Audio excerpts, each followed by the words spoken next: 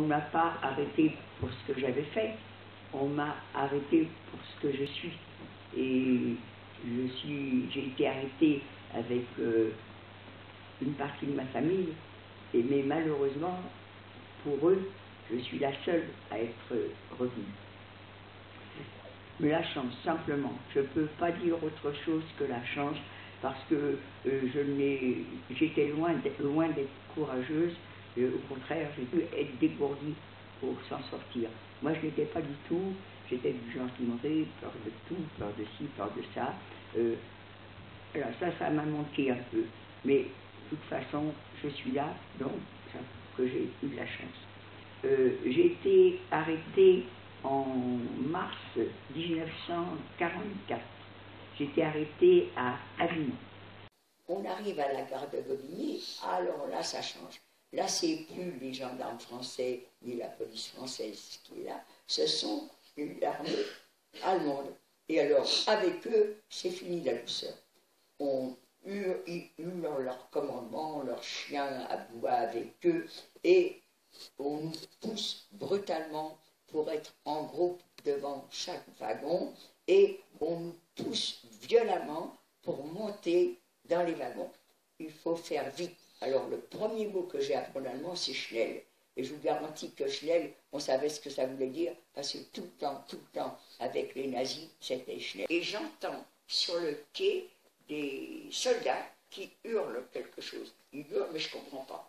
Alors je demande, d'abord ces soldats, j'apprends que ce sont les officiers, les commandants du camp et les médecins du camp, et je demande qu'est-ce qu'ils disent. Et dans le wagon, il y a des gens qui comprennent, ils disent que les personnes qui sont fatiguées, il y a des camions qui sont là à leur disposition parce que le trajet va être dur pour aller jusqu'au camp. Ah, moi j'entends ça, papa Gilbert, monté dans le wagon. Papa, il était vieux pour moi, il était donc fatigué, et mon petit frère s'était trouvé mal, donc tous les deux vont monter sur le wagon. Je n'ai pas dit à Jojo, non, à papa et à Gilbert. Et papa et Gilbert, à peine j'avais fini, que je les ai même plus revus. J'aurais même pas fait un petit bisou, j'aurais même pas dit à tout à l'heure, parce que sans arrêt, les commandants du camp, vous inquiétez pas, vous allez vous revoir dans le camp. Bon, eh ben, je m'inquiète pas. Le bisou, ils l'auront quand on va se rencontrer. Et nous, maintenant, et ce sont les 9/10e, on est sur le quai, on veut marcher par rang devant ces messieurs. On est 5 par rang et on passe devant ces messieurs qui vous regardent. Et d'un coup d'œil, toi tu vas à gauche, toi tu vas à droite, à gauche, à droite.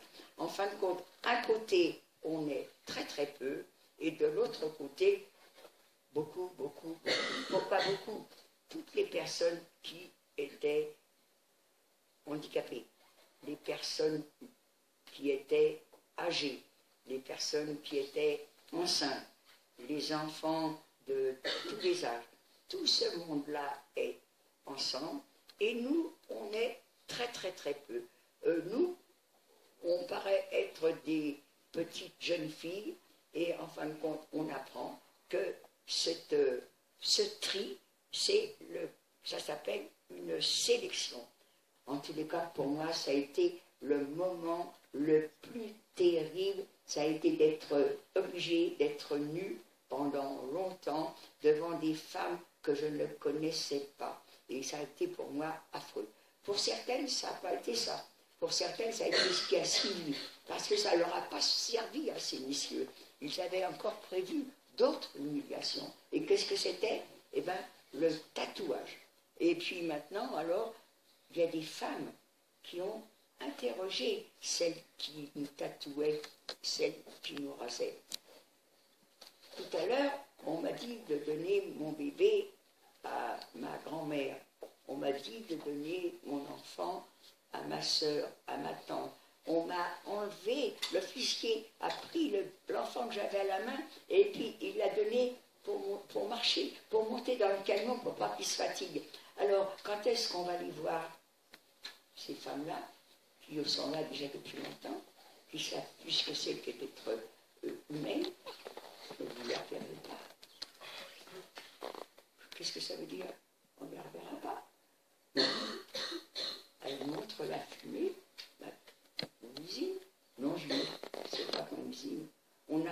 la fumée, c'est le corps de ceux qui ont été emmenés à la chambre à gaz.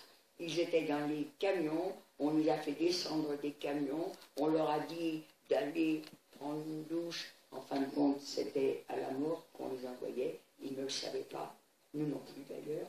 Et maintenant, c'est eux, c'est leur corps qui on ne nous a même pas cru un seul instant. Ce qu'on a pensé, c'est que ces femmes étaient mauvaises, elles étaient jalouses. Nous, on vient d'arriver, elles sont là depuis longtemps, alors elles se vengent de cette façon. Mais vraiment, c'est inhumain de dire des choses comme ça. Mais on ne les a pas cru, pas du tout, pas une, même pas un doute. Et puis, le soir, on ne les a pas vus. Et puis, le lendemain matin, elles n'étaient toujours pas là. Donc, tout de suite, on a compris. Elles avaient raison. En somme, on l'a su tout de suite, mais on l'a cru quelques heures. Ah, enfin, à jamais. Tous les combien de temps vous mangez? Ah, alors là, par contre, mais en fait, je ne me suis même pas servi de mon... Non, pas besoin. Vous m'avez entendu? Combien les repas, comment se passaient tous les combien de temps vous mangez? Alors, bravo, c'est très rare, et ça c'est bizarre, c'est très très rare quand on me pose la question sur la nourriture. Vous êtes tellement habitué à gâcher la nourriture que vous ne vous rendez pas compte qu'une période, nous, une miette de pain avait tellement de valeur. Mais la miette de pain, parce que sans arrêt, on mangeait de la langouste et du caviar. Vous n'avez pas de pain. Et puis, vous regardez. Non, non, je blague un petit peu. Non, non, c'est faux. Ne croyez pas ça. Ne croyez pas. Vous avez tellement l'air d'être sérieux, je suis sûr que vous croyez que ça. Non, non, non. Qu'est-ce qu'on avait comme nourriture? Le matin, le réveil était à 3h30 du matin. L'appel du matin est assez rapide. La Vlhkova n'a juste qu'à compter ses ouailles, celles qui sont dans sa baraque. Alors, dans une baraque, on est 600, 700, 800, ça dépend. Donc, elle nous compte. Le compte est vite bon parce qu'elles sont 4-5 à compter. On doit être dans un rang impeccable, pas un pied devant, pas un pied derrière. Une seule rangée et bien. Donc, c'est vite compté. Maintenant, ça y est, le compte est bon. Alors, la corvée, c'est d'aller chercher le café. Alors, on en prend café, chouette, café. De l'eau, de la couleur de café. Il faut aller chercher ça dans les cuisines qui sont très éloignées de la baraque et c'est dur à porter. Enfin, ça y est, elle nous a frappé pour aller désigner la personne qui allait aller les chercher. À chaque voyage, il y en avait de moins en moins dans le trail. À un moment donné, on avait peut-être 5-6 pierres. Alors, on était détendu, on était souriant. On n'avait pas vu une soldate qui, peut-être, elle, nous surveillait depuis quelque temps, qui nous a vus avec détendu, se promenant presque, à aller porter ses pierres. Elle est tombée sur nous. Elle a c'était pas ma copine, moi je la connaissais pas. Après elle s'appelait Aimée Catan. Elle était devant moi, c'est elle qui a pris. Elle a pris les coups, elle a commencé par la taper à hauteur, c'était la tête. Je suis en train de fermer les yeux et je revois cette fille, les arcades sourcilières fendues, la lèvre fendue, elle sous les coups et par terre, cette folle continue à la taper à coups de botte dans la tête, dans le ventre. Elle était déchaînée. Et moi, j'étais derrière. J'avais le trac dans les mains. Mais les pierres, mes 4-5 pierres étaient à mes pieds. Et je savais que dire nix verstehen. Ça veut dire on ne comprend pas. On ne vous comprend pas. Pourquoi? Parce qu'elle a commencé par nous engueuler. Elle n'était pas contente, ça se voyait. Mais on ne nous a pas dit, attention, vous n'avez pas le droit de répondre, vous n'avez pas le droit de regarder les gens qui vous attaquent, qui vous battent. Il faut tout accepter.